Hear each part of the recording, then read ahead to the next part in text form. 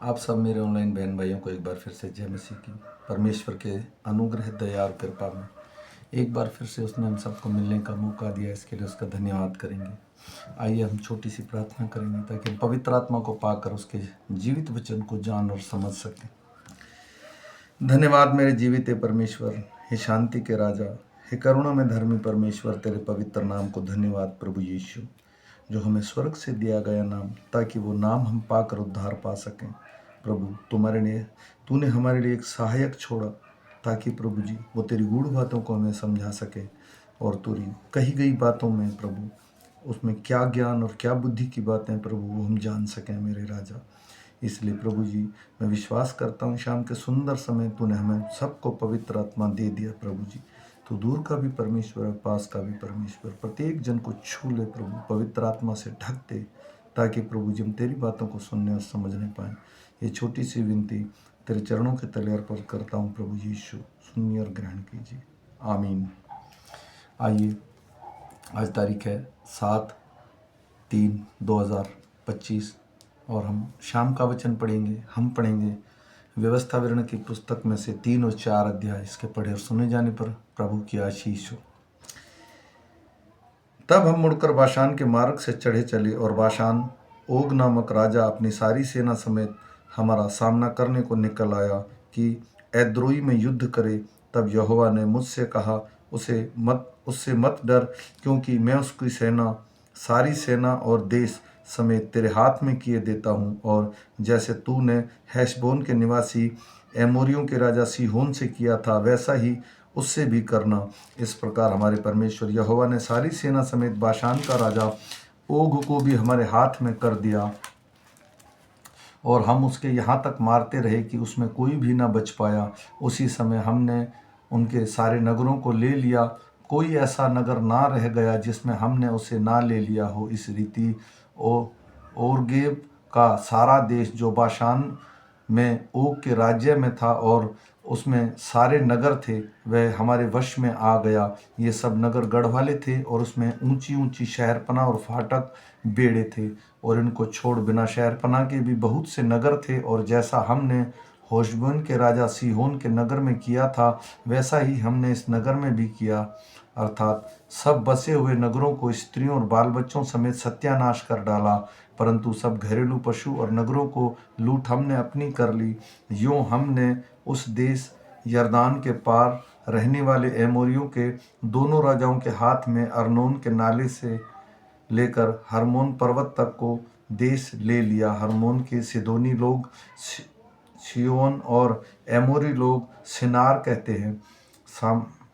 समथर देश के सब नगर और सारा गिलाद और सिल्का और एद्रोई तक जो ओग के राज्य के नगर थे, सारे बाशान हमारे वश में आ गया। जो रपाई रह गए थे उसमें से केवल बाशान का राजा ओग रह गया था, और उसकी चारपाई जो लोहे की है वह अम्मोनियों ने रब्बा नगर में पड़ी है। साधारण पुरुष के हाथ में हिसाब से उसके लंबाई 9 हाथ की थी और चौड़ाई 4 हाथ की। जो देश हमने उस समय अपने अधिकार में ले लिया वह यह है, अर्थात अर्नोन के नाले के किनारे वाले एरोएर नगर से ले सब नगरों समेत गिलाद की पहाड़ी देश तक आधा भाग, जिसमें मैंने रूबेनियों और गादियों को दे दिया, और गिलाद का बचा हुआ भाग, और सारा बाशान अर्थात अरबों का सारा देश जो ओग के राज्य में था, उन्होंने उनमें से मनशेष के आधे गोत्र को दे दिया। सारा बाशान तो रपाइयों का देश कहलाता है, और मनशेशियों, सेरई के गरियों और माकी वासियों की सीमा तक ओर्गेब का सारा देश ले लिया, और बाशान के नगरों का नाम अपने नाम पर होबेत्याईर रखा, और वह नाम आज तक बना है। और मैंने गिलाद के देश माकीर को दे दिया, और रूबेनियों और गादियों को मैंने गिलाद से ले अर्नोन के नाले तक वह देश दे दिया, अर्थात उस नाले का बीच उसी सीमा ठहराया, और यब्बोक नदी तक जो अम्मोनियों की सीमा है, और कित्रोत में से पिसगा की ढलान के नीचे अराबा के ताल तक जो खारा ताल कहलाता है। अराबा और यरदान के पूर्व की ओर सारा देश मैंने उन्हीं को दे दिया। उस समय मैंने तुम्हें यह आज्ञा दी कि तुम्हारे परमेश्वर यहोवा ने तुम्हें यह देश दिया है कि उसमें अधिकार रखो।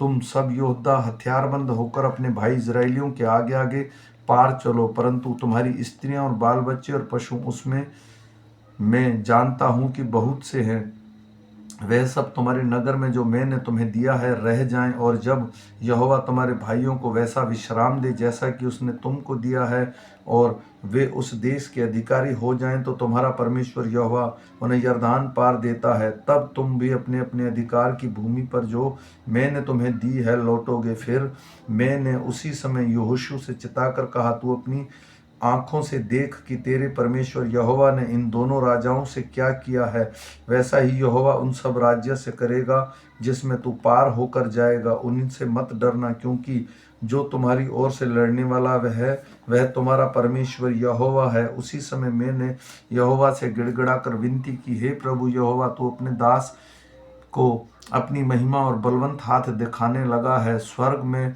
और पृथ्वी पर ऐसा कौन देवता है जो तेरे से काम और पराक्रम के कार्यों में कर सके। इसलिए मुझे पार जाने दे कि मैं यरदान पार से उस उत्तम देश को, अर्थात उस उत्तम पहाड़ और लबानोन को भी देखने पाऊं। परंतु यहोवा तुम्हारे कारण मुझसे रुष्ट हो गया है और मेरी ना सुनी। किंतु यहोवा ने मुझसे कहा, बस कर, इस विषय में फिर कभी मुझसे बात ना करना।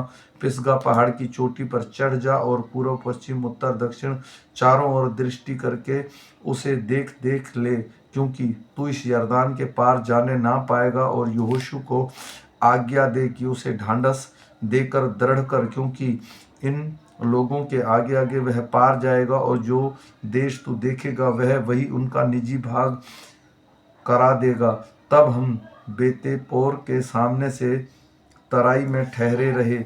अब हे इज़राइल, जो जो विधि और नियम मैं तुझे सिखाना चाहता हूँ उसको सुन ले और उन पर चलो, जिससे तुम जीवित रहो। और जो देश तुम्हारे पितरों का परमेश्वर यहोवा तुम्हें देता है उसमें जाकर उसके अधिकारी हो जाओ। जो आज्ञा मैं तुमको सुनाता हूँ उसमें न तो तुम कुछ बढ़ाना और ना कुछ घटाना। तुम्हारे परमेश्वर यहोवा की जो जो आज्ञा मैं तुम्हें सुनाता हूँ उन्हें तुम मानना। तुमने तो अपनी आंखों से देखा है कि बालपोर के कारण यहोवा ने क्या क्या किया, अर्थात जितने मनुष्य बालपोर के पीछे हो लिए थे उन सभी को तुम्हारे परमेश्वर यहोवा ने तुम्हारे बीच से सत्यानाश कर डाला। परंतु तुम जो अपने परमेश्वर यहोवा के साथ लिपटे रहे हो, सब के सब आज तक जीवित हो। सुनो, मैंने तो अपने परमेश्वर यहोवा की आज्ञा के अनुसार तुम्हें विधियां और नियम सिखाए हैं। जिस देश के अधिकारी होने को जाते हो तुम उसके अनुसार चलो। इसलिए तुम लोग साथ धारण करना और मानना, क्योंकि और देश के लोगों के समान तुम्हारी बुद्धि और समझ इसी से प्रकट होगी। अर्थात वे इन सभी विधियों को सुनकर कहेंगे कि निश्चय यह बड़ी जाति बुद्धिमान और समझदार है। देखो, कौन ऐसी बड़ी जाति है जिसका देवता उसके ऐसे समीप रहता है जो जैसा हमारा परमेश्वर यहोवा, जबकि हम उसको पुकारते हैं। फिर कौन ऐसी बड़ी जाति है जिसके पास ऐसा धर्म में विधि और नियम हो, जैसे कि वह सारी व्यवस्था जिसे मैं आज तुम्हारे सामने रखता हूँ।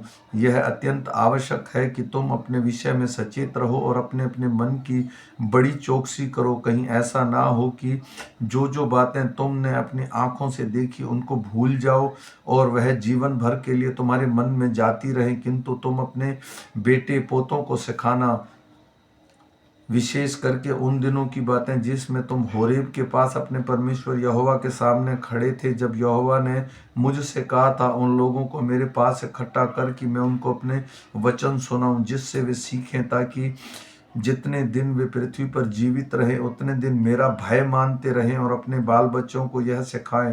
तब तुम समीप जाकर उस पर्वत के नीचे खड़े हो जाओ। और वह पहाड़ आगे से धधक रहा था और उसकी लौ आकाश तक पहुंचती थी, और उसके चारों ओर अंधियारा और बादल और घोर अंधकार छाया हुआ था। तब यहोवा ने उस आग के बीच में से तुमसे बातें की। बातों का शब्द को तुमको सुनाई पड़ा, परंतु कोई रूप ना दिखा, केवल शब्द ही शब्द सुनाई पड़ा। और उसने तुमको अपनी वाचा के दासों का वचन बताकर उनके मानने की आज्ञा दी और उन्हें पत्थर की दो पटियों पर लिख दिया और मुझको यहोवा ने उस समय तुम्हें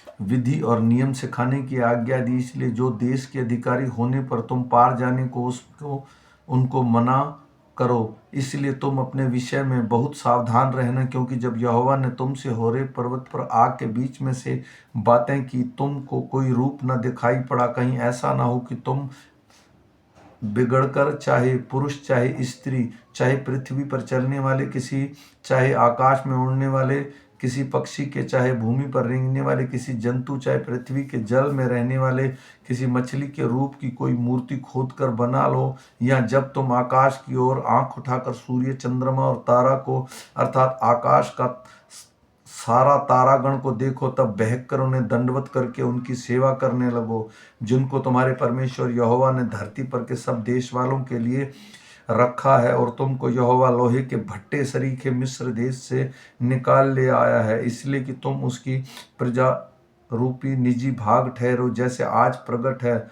फिर तुम्हारे कारण यहोवा ने मुझसे क्रोध करके यह शपथ खाई, तू यरदान के पार जाने न पाएगा, और जो उत्तम देश इजराइलियों का परमेश्वर यहोवा उनको निजी भाग करके देता है, उसमें तू परमेश्वर ना करने पाएगा। किंतु मुझे इसी देश में मरना है, मैं यरदान पार नहीं जा सकता, परंतु तुम पर पार जाकर उस उत्तम देश के अधिकारी हो जाओ। इसलिए अपने विषय में तुम सावधान रहो, कहीं ऐसा ना हो कि तुम उस वाचा को भूलकर जो तुम्हारे परमेश्वर यहोवा ने तुमसे बांधी है, किसी और वस्तु की मूर्ति खोदकर बनाओ, जैसे तुम्हारे परमेश्वर यहोवा ने तुमको मना किया है। क्योंकि तुम्हारा परमेश्वर यहोवा भस्म करने वाली आग है, वह जल उठने वाला ईश्वर है। यदि उस देश में रहते रहते तुम बहुत दिन बीतने पर अपने बेटे पोते उत्पन्न होने पर तुम बिगड़कर किसी वस्तु के रूप की मूर्ति खोदकर बनाओ, और इस रीति से अपने परमेश्वर यहोवा के प्रति बुराई करके उसे अप्रसन्न कर दो, तो मैं आज आकाश और पृथ्वी के सारे विरुद्ध साक्षी करके कहता हूं कि जिस देश के अधिकारी होने के लिए तुम यरदान पार जाने पर हो, उसे तुम जल्दी बिल्कुल नष्ट हो जाओगे और बहुत दिन रहने ना पाओगे, किंतु पूरी रीति से नष्ट हो जाओगे। और यहोवा तुमको देश देश के लोगों में तितर बितर करेगा, और जिस जातियों के बीच यहोवा तुमको पहुंचाएगा, उसमें तुम थोड़े ही रह जाओगे, और वहां तुम मनुष्यों के बनाए हुए लकड़ी और पत्थर के देवताओं की सेवा करोगे, जो ना तो देखते, ना सुनते और ना खाते और ना सूंघते हैं। परंतु वहां भी यदि तुम अपने परमेश्वर यहोवा को ढूंढोगे तो वह तुमको मिल जाएगा। शर्त यह है कि तुम अपने पूरे मन और अपने सारे प्राण से उसे ढूंढो। अंत के दिनों में जब तुम संकट में पड़ो और ये विपत्तियां तुम पर आ पड़े, तब तुम अपने परमेश्वर यहोवा की ओर फिरो और अपना उसको मानना, क्योंकि तेरा परमेश्वर यहोवा दयालु ईश्वर वह तुमको ना तो छोड़ेगा और ना नष्ट करेगा। और जो वाचा तेरे पितरों के साथ शपथ खाकर बांधी है, उसको नहीं भूलेगा। जब से परमेश्वर ने मनुष्य को उत्पत्ति करके पृथ्वी पर रखा, तब से लेकर तू अपने उत्पन्न होने के दिन तक की बातें पूछ, और आकाश के एक छोर से दूसरे छोर तक की बातें पूछ। क्या ऐसी बड़ी बात कभी हुई या सुनने में आई कि क्या कोई जाति कभी परमेश्वर की वाणी आग के बीच में से आती हुई सुनकर जीवित रहे, जैसा कि तुमने सुनी है? फिर क्या परमेश्वर ने और किसी जाति को दूसरी जाति के बीच में से निकलकर कमर बांधकर परीक्षा और चिन्ह और चमत्कार का युद्ध और बलि हाथ और बढ़ाई हुई भुजा में ऐसे बड़े भयानक काम किए, जैसे तुम्हारे परमेश्वर यहोवा ने मिस्र में देखते हुए किए? यह सब तुझको दिखाया गया, इसलिए तू जान रखे कि यहोवा ही परमेश्वर है, उसको छोड़ और कोई भी नहीं है। आकाश में से अपने वाणी सुनाई और तुझे शिक्षा दे, और पृथ्वी पर उसने अपनी बड़ी आग दिखाई, और उसकी वचन आग के बीच में से आते हुए तुझे सुनाई पड़े। और उसने जो तेरे पितरों से प्रेम रखा, इस कारण उसके पीछे अपने वंश को चुन लिया, और प्रत्यक्ष होकर तुझे अपने बड़े सामर्थ के द्वारा मिस्र से इसलिए निकाल लाया कि तुझ में बड़ी और सामर्थी जाति को तेरे आगे से निकाल कर तुझे उनके देश में पहुंचाए, और उसे तेरे निज भाग करके जैसे आज के दिन दिखाई पड़ता है। इसलिए आज जान ले कि अपने मन में सोच भी रख कि ऊपर आकाश और नीचे पृथ्वी पर यहोवा ही परमेश्वर है और कोई दूसरा नहीं। और तू उसकी विधियों और आज्ञाओं को जो मैं आज तुझे सुनाता हूँ मानना, इसलिए तेरा और तेरे पीछे तेरे वंश का भला हो। और जो देश तेरे परमेश्वर यहोवा तुझे देता है उसमें तेरे दिन बहुत वरन सदा के लिए हों। तब तो मूसा ने यरदान के पार पूर्व की ओर 3 नगर अलग किए, इसलिए कि जो कोई बिना जाने और बिना पहले से बैर रखे अपने किसी भाई को मार डाले, वह उसमें किसी नगर में भाग जाए और भागकर जीवित रहे, अर्थात रूबेनियों के बेसेर नगर में जो जंगल के सामर्थर देश में है, और गादियों के गिलाद का रामोत और मनशेशियों के बाशान का गोलान। फिर जो व्यवस्था मूसा ने इजराइलियों को दी वे यह है कि ये ही चितौनियां और नियम जिन्हें मूसा ने इजराइलियों को उस समय कह सुनाया जब वे मिस्र से निकले थे, अर्थात यरदान के पार बेतेपोर के सामने की तराई में एमोरियों के राजा हेशबोनवासी सीहोन के देश में, जिस राजा को उसने मिस्र से निकलने के बाद मारा, और उन्हें उसके देश को और बाशान के राजा ओग के देश को अपने वश में कर लिया। यरदान के पार सूर्योदय और रहने वाले एमोरियों के राजा के ये देश हैं। यह अर्नोन के नाले के छोर वाले एरोएर में से सियोन, जो हेर्मोन भी कहलाता है, उस पर्वत का सारा देश, और पिसगा की ढलान के नीचे से अराबा के ताल तक यरदान पार पूर्व की ओर सारा अराबा है। आमीन। मेरे भाई और बहनों, आज हमने सुना परमेश्वर ने मूसा से कहा तू नहीं जा सकता। अब पर में यहाँ लिखा गया है कि मूसा ने विनती भी की कि परमेश्वर मुझे वहाँ यरदान पार जाने दे, लेकिन परमेश्वर ने उसे नहीं जाने दिया, क्योंकि परमेश्वर की विधियाँ और नियम परमेश्वर ही जानता है। मैं विश्वास करता हूँ आज का वचन थोड़ा लेट हो गया है, लेकिन मैं फिर भी कहता हूँ आप सुनिए इसको, क्योंकि बाइबल के पढ़े और सुने जाने दोनों पर आशीष होती है। जितने भी मेरे बहन भाई ऑनलाइन सुने वो एक दूसरे को शेयर कीजिए। फिर मिलेंगे सुबह के वचन के साथ, तब तक सबको जय मसीह की।